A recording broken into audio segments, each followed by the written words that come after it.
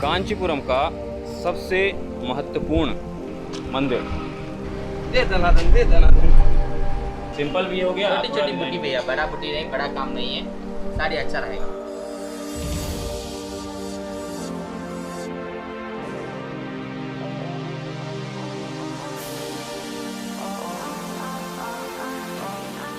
என்ன வழியா என்ன வழியா என்ன வழியா யார் கட்டா ஏய் இது பாடு ஓட யார் கட்டா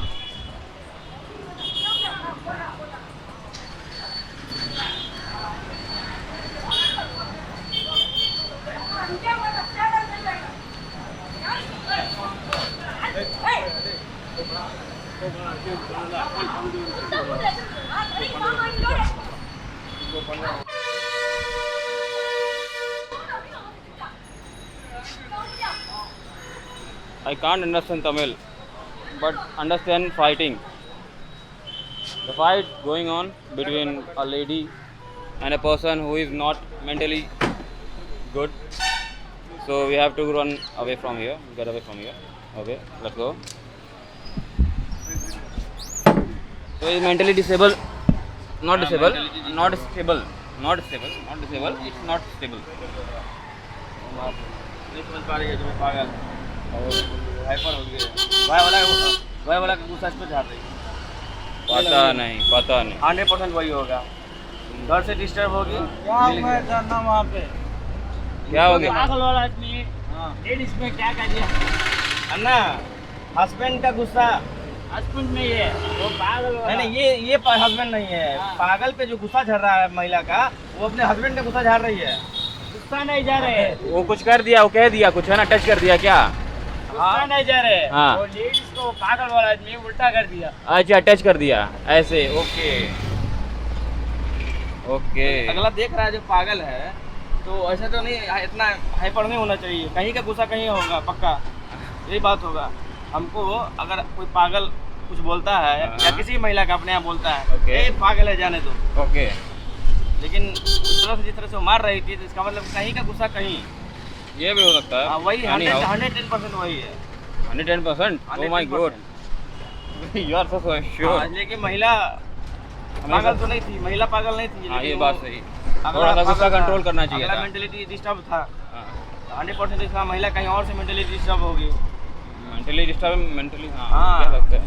वो डिस्टर्बेंस इसके हाँ, गुस्सा उतार दिया। उतर गया। गुस्सा उतार दिया। बस वही बात। तो नेचुरली कहीं भी देखे हैं पागल को आदमी इग्नोर कर देता है, कुछ बोले कुछ कर दे, भाग यहाँ से, भागो, डांट के भगा देता है। ना है कि उसके हाथ पीछे हाथ धो के पड़ जाता है। केला के जो होता है बीच वाला थमा, उससे दे रही है। दे दनादन दे दनादन। ऐसी लड़की की शादी करिएगा आप ना नवीन को बोल रहे हैं। ना काहे? मारिए देंगे हमको। मार देंगे आप उसको? अच्छा आप मार देंगे? हाँ, ये तो गर्लफ्रेंड को गरिया के भरिया देता है। अरे गुड। अच्छा 5 दिन से बात भी नहीं कर रहे हैं? हाँ। अच्छा angry man, angry young man. क्या हाँ जो बोल दी बस बोल दी। अरे बहुत सही। फिर दूसरा तरफ नहीं हो चली जाएगी? चली जाएगी चली जाएगी, दूसरा बना लेंगे है ना? हाँ, ऐसा चली कहाँ जाएगी? कहाँ जाएगी? हाँ, घोड़ा का लगाम मेरे हाथ में है ना। ऐसा है? हाँ। अरे गुड। घोड़ी का लगाम ना, घोड़ा कहाँ, घोड़ा घोड़ी का का सॉरी। सॉरी हो गया। गोडी का लगाम। A few moments later.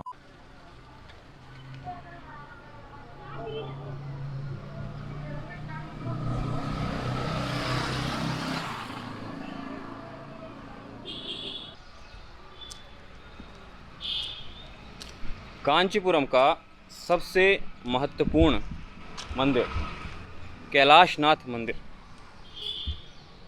ये तकरीबन 1400 वर्ष पहले पल्लव राजवंश के राजाओं ने बनवाया था और उस वक्त नरसिम्हवर्मन द्वितीय यहाँ कांचीपुरम में राजा थे।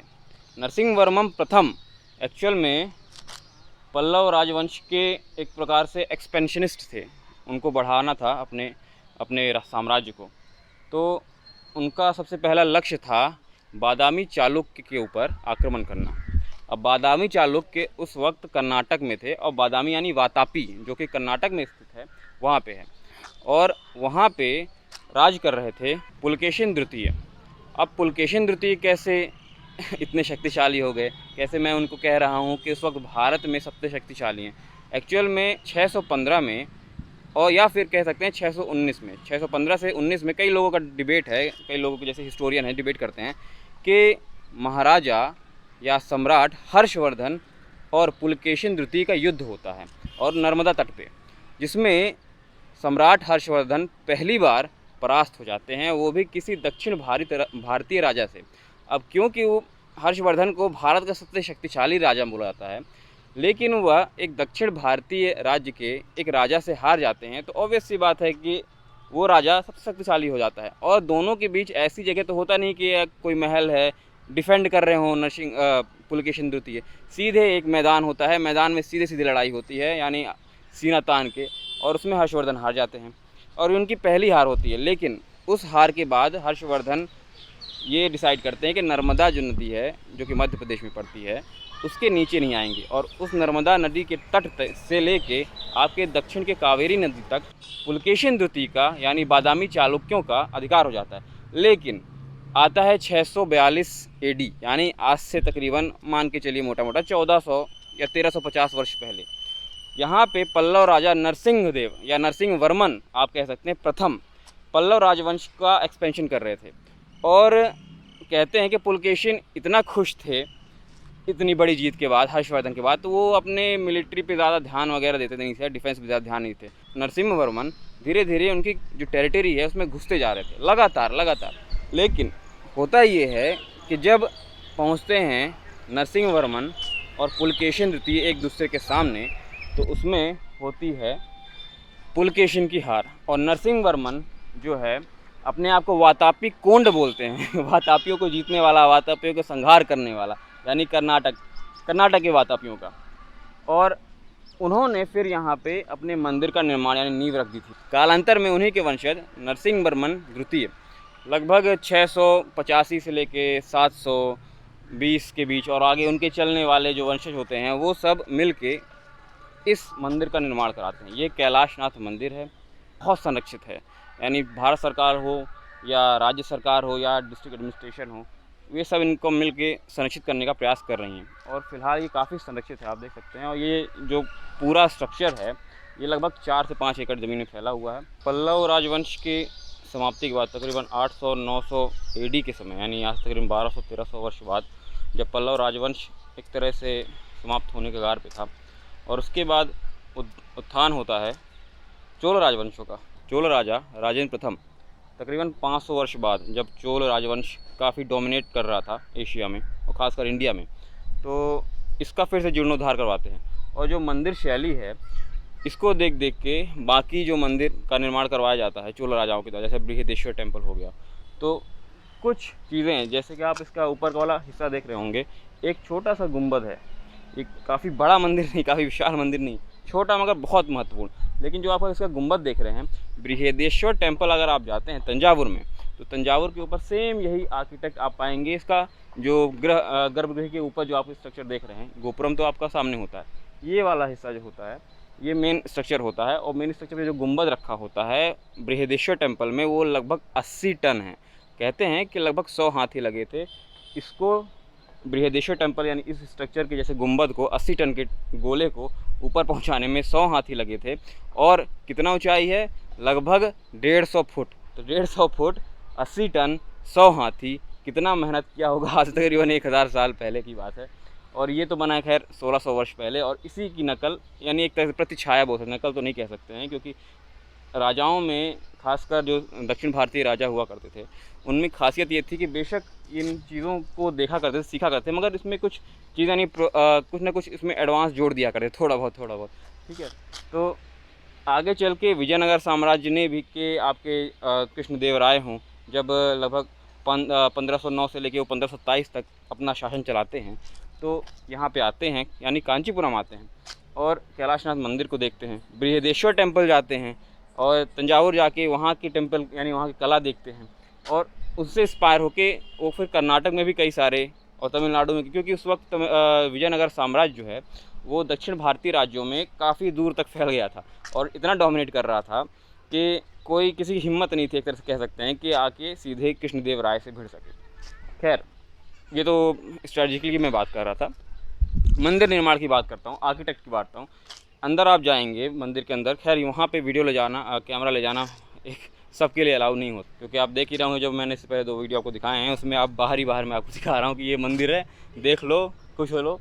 यहाँ पे अंदर कंपाउंड में उसमें नहीं जा सकते, मगर ये जो है इसके अंदर में कंपाउंड में आप देख सकते हैं, वो नंदी भगवान बैठे हुए हैं। यहाँ से लगभग जो है 6 फुट के अंदर जो है शिवलिंग है, और यहाँ से तकरीबन पड़ता है 150 फुट की दूरी पे मंदिर। और ये रहा छोटा सा गोपुरम है, ये मुश्किल से 35 फीट का है, और उसके पीछे वाला जो स्ट्रक्चर है वो मुश्किल से 50-60 फुट। अंदर जो लिपि, जिस लिपि का उपयोग किया गया वो पाली भाषा है। मैं आपको बता दूं, संस्कृत जो है लिखित रूप में भारत की सबसे पुरानी भाषा मानी जाती है, और बोलने चालने में यानी प्रयोग में देखा जाए दुनिया की सबसे पुरानी भाषा तमिल है, यानी संस्कृत से भी पुरानी भाषा तमिल कहलाती है। और अगर बात की जाए कि अंदर यहाँ पे जो लिपियाँ जिस तरह की यूज़ की गई वो पाली लिपि। अच्छा, अगर आप यहाँ पे आना चाहते हैं तो ये सिटी के अंदर ही है। अगर ऐसा लगता है कि यहाँ पे आने काफ़ी दूर है, तो ऐसा कुछ दूर नहीं है, ये सिटी के अंदर ही है। सिटी मेन सेंटर के, यानी आप कामाक्षी अम्मान टेम्पल की बात करें, वहाँ से मुश्किल से 2-2.5 किलोमीटर पड़ता है। सन 2005 और 2006 भारत सरकार द्वारा प्रयास किया जा रहा था कि भारत में ज़्यादातर ऐसे प्रोडक्ट जो कि किसी पर्टिकुलर स्थान में बनाए जाते हैं, या ऐसे प्रोडक्ट जो कि बहुत कम उपलब्ध हैं भारत में, तो उन्हें जीआई टैग दिया जाए। इस जीआई टैग का काम ये रहता है कि विश्व में, भारत ना सिर्फ बल्कि विश्व में कोई और भी राष्ट्र या किसी भी पर्टिकुलर इंडिविजुअल के द्वारा उस प्रोडक्ट को बनाया जाए। ऐसा इसलिए कि अगर वो प्रोडक्ट एक जगह पे बनता है और कहीं और सेल होता है, तो जहाँ के जो प्रोड्यूसर्स हैं, जैसे कि अगर आप दिल्ली में रहते हैं, दिल्ली में कोई सामान बनाते हैं, तो उन जो प्रोड्यूसर्स होता है उनको ज़्यादा से ज़्यादा फ़ायदा होता है। प्लस जो वो मेहनत करते हैं, वो जो कला होती है उसका प्रिजर्वेशन भी होता है। मैं इस वक्त हूँ तमिलनाडु के कांजीवरम में। कांजीवरम 2 चीज़ों के लिए फेमस है। पहला, पल्लव राज्य की राजधानी कांजीवरम कहलाती थी लगभग 1400 से 1500 वर्ष पहले, और दूसरी चीज़ है यहाँ की कांजीवरम की सिल्क साड़ियाँ। कांजीवरम सिल्क ले लेते हैं कोई भी। अच्छा, इनकी खासियत ये है कि इन्हें भारत में सबसे सुंदर और सबसे टिकाऊ साड़ियाँ माना जाता है। जिस प्रकार बनारसी साड़ी हो गई, चंदेरी साड़ी हो गई, महेश्वरी साड़ी हो गई, उसी प्रकार कांजीवरम साड़ियाँ। दूसरा कारण ये है कि इन्हें काफ़ी महंगा भी माना जाता है। महंगा इसलिए कि यहाँ पे जो जरी का वर्क होता है तो सोना और चांदी के द्वारा हो जाता है।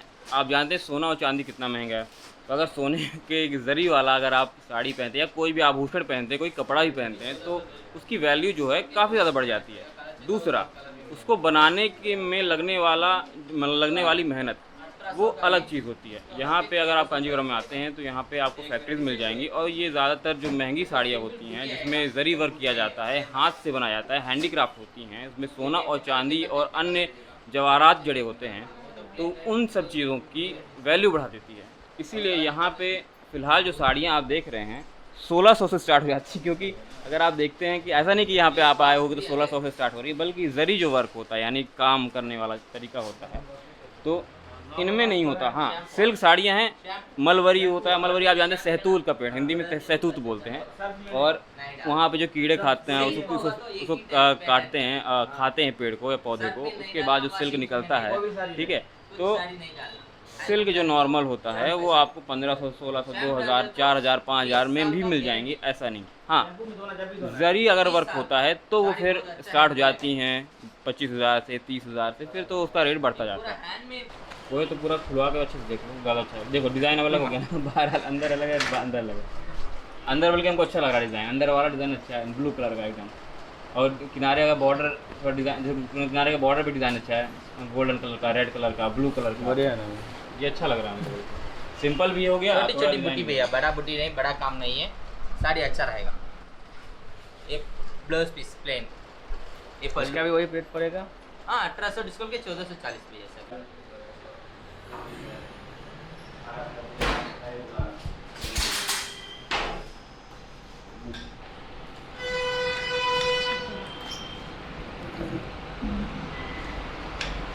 इतना दूर का एक कलर, उधर से एक कलर। हमारे ग्रैंडफादर है ना, हाँ। उसका भी यही काम है। अच्छा, मतलब आपके जितने भी पूर्वज हैं, हाँ वही है हमारे साड़ी काम। बनाते हैं। कांचीपुरम तो यही साड़ी बनने के वाला है, पूरा साड़ी तैयार करेगा, वही काम है हमारे को। अच्छा, इसमें थोड़ा वाला निकल के छोटा जाल वाला हाँ। दुकान सेल्स के आ गया। ओके, दूसरा पूरा हमारा रिलेक्शन पूरा साड़ी बनने वाला है। अच्छा, इसे बहुत लूम है हमारे पास, 2000 लूम है अच्छा, तैयार करने के बहुत। ओके। ये लगाना पड़ता हाँ है। वो कांचीपुरम सिल्क में कांचीपुरम जरी जरिए ऑटोमेटिक चल सिल्वर। जाता है। हाँ वही, अभी ये साड़ी प्रॉब्लम होगा तो ये जरी का पैसा आ जाएगा। अच्छा, ओ ये जरी हाँ ये जरी है ना, हाँ, ये हाँ। जरी का पैसा है। ये जरी क्या है, गोल्ड है? हाँ गोल्ड कोटिंग है भैया, अच्छा, तो ये गोल्ड कोटिंग। अच्छा, गोल्ड का ओरिजिनल कोटिंग है, ओके, ओरिजिनल गोल्ड कोटिंग है। इसका ये 21,000 भैया। अच्छा, ऐसा नहीं कि सेम नॉर्मल जल जल जाए तो या 8,000 9,000 में मिल जाएगा। तो जरी का काम ज्यादा है। अच्छा, जरी ये काम बढ़ा देता हाँ, है वही। प्राइस उसका, है ना? अच्छा, ये साड़ी तो एक 20 इयर्स बैक साड़ी पूरा वेस्ट हो गया, बहुत साल हो गया, तो वो सेल्स के दे तो वो टाइम में क्या पैसा है वो पैसा मिल जाएगा। हाँ, वो जरी निकाल के अलग से भी बेचो तो वही बढ़ जाता है कि हाँ। गोल्ड का प्राइस बढ़ता रहता है साल साल, है ना? हाँ, वही। Correct, okay okay. मतलब वेस्ट नहीं जाएगा, वेस्ट बच हाँ, जाएगा। वेस्ट नहीं। तो ये जरी है, हाँ प्योर कांचीपुरम सिल्क। ओके।